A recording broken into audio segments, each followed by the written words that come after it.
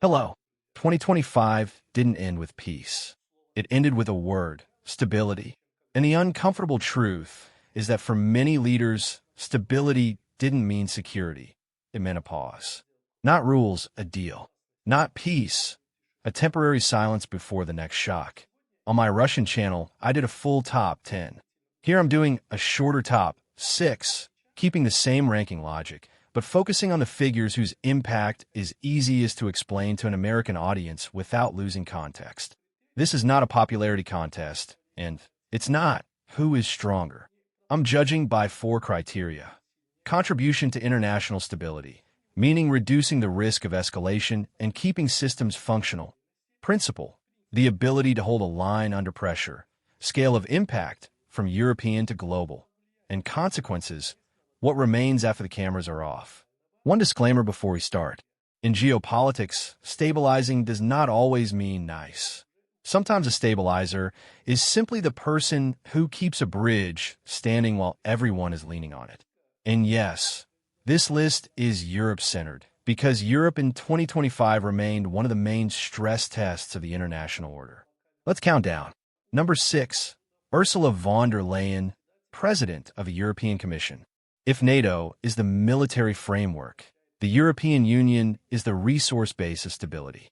And 2025 was the year when Europe fully accepted one hard reality. Security is no longer free. You can't defend a continent with speeches. You need budgets, industrial capacity, procurement, logistics, and you need political discipline across dozens of countries that do not share the same fears, the same economies, or the same domestic mood. Von der Leyen's influence is easy to underestimate because it is institutional, not theatrical. But that is exactly why it matters. She sits at the switchboard where political fear becomes policy. Sanctions architecture, financing instruments, industrial coordination, support packages, and the bureaucratic work of turning decisions into delivery. In 2025, Europe's stability depended not only on dramatic moments, but on endurance. Keeping energy systems resilient, keeping public support from collapsing, preventing fatigue from becoming strategic paralysis, and keeping the EU from sliding into separate national games. That kind of stability is built through mechanisms, not slogans. And von der Leyen is one of the key operators of that machinery. Number 5, António Guterres, Secretary General of the United Nations. It has become fashionable to say the UN is useless. And yes, the UN cannot force great powers to behave. It has no army, and the Security Council can be blocked. But there's another question people avoid. What replaces the UN if you throw out of the picture? You don't just lose an institution. You lose a language of rules. You lose the minimum vocabulary that makes war look illegal rather than normal. You lose the formal distinction between military targets and civilians, between refugees and collateral damage, between sovereignty and conquest. In 2025, Guterres' stabilizing role was not about winning conflicts. It was about keeping the international system from fully degrading into a world where power does not even pretend to justify itself. That may sound abstract, but it has practical consequences. Once the idea of limits disappears, violence becomes easier, escalation becomes faster, and diplomacy becomes less meaningful. The UN is imperfect, often frustrating, and often blocked. But the existence of a global forum where violations are named and humanitarian principles are still formally defended acts as a weak but real break. And in a year like 2025, even weak breaks matter. Number 4, Donald Tusk, Prime Minister of Poland. Some viewers will ask, why is a Polish Prime Minister above the heads of major global institutions? Because 2025 was the kind of year when stability did not depend only on centers. It depended on front lines. Poland is not just another EU member state. It is logistics, transit, military infrastructure, political will, and a key node on Europe's eastern flank. In a system under pressure, flanks become decisive because they experience risk not as theory, but as daily reality. Tusk's stabilizing function in 2025 was straightforward. He positioned Poland as a predictable, systemic player in European security, not as an internal source of turbulence. When an alliance faces external pressure, internal friction becomes a strategic vulnerability. And one of the most stabilizing actions a frontline leader can take is to reduce that friction, align the country with a broader coalition, and increase Europe's ability to act quickly. In simple terms, von der Leyen turns decisions into resources, Guterres protects the language of rules, and leaders like Tusk keep the frontline coherent, which forces everyone else to take security seriously. In 2025, that coherence was a stabilizer. Number 3. Emmanuel Macron, President of France. Macron divides opinions. Some see him as too ambitious. Others see him as too theatrical. But if you want to understand his stabilizing role in 2025, you need to look at one core question. Will Europe develop strategic agency or remain dependent on shocks and last-minute rescue politics? A security vacuum is never neutral. If Europe lacks agency, it becomes a space where pressure, intimidation, and escalation can grow. Macron's long-term argument that Europe must become capable of defending itself and acting as a strategic player is not simply ideology. It is a stability project.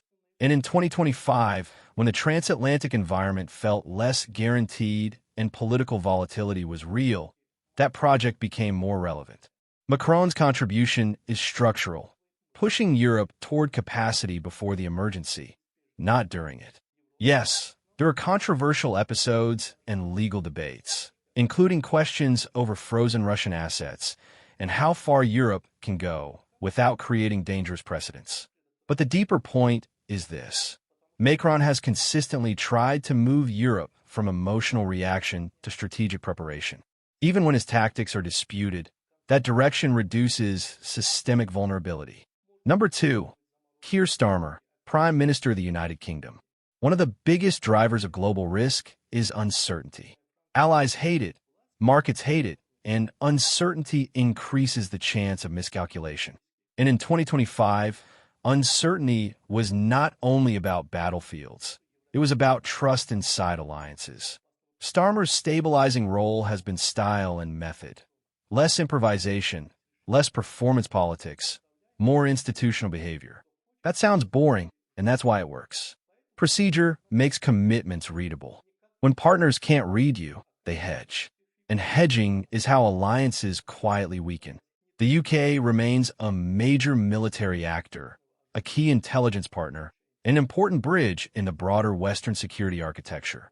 In a year when political volatility was high, even modest increases in predictability functioned as a stabilizer. Starmer's contribution was not a single dramatic move. It was the restoration of reliability, and reliability is a form of security. Number 1.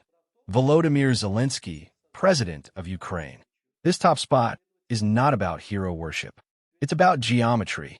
In 2025, Ukraine remained the main fault line where two logics collided. One logic says, stop the war quickly, even if it requires concessions. Call it realism. Call it deal. Call it stability. The other logic says, stability bought by sacrificing principles is not stability. It's deferred escalation. Zelensky became the symbol of the second logic. You can debate tactics. You can criticize decisions. But under the criteria we set, stability, principle, consequences, he represented the refusal to normalize a precedent that would reshape the entire international system. The idea that borders can be changed by force and later legalized through bargaining. And that matters far beyond Ukraine. If that precedent becomes normal, every medium and small country next to a stronger neighbor receives a message. Your sovereignty is negotiable, and your stability can be purchased by someone else's deal. That is why, paradoxically, holding a principled line can be stabilizing. Not because it ends the war overnight, but because it resists turning war into a normal instrument of policy. If that line collapses, the system becomes more permissive, more cynical, and ultimately more violent. So these are my top 6 stabilizers of 2025. Not saints, not perfect leaders, but figures whose roles in this specific year lean toward holding the system together rather than shaking it apart. In the next episode, I'll do the mirror list. The top 6 anti-stabilizers of 2025, the leaders whose decisions push the system closer to chaos. Write in the comments, who would you add to this list, and who would you remove? And what does stability mean to you? Peace or pause? Thanks for watching. Subscribe, and I'll see you in the next one.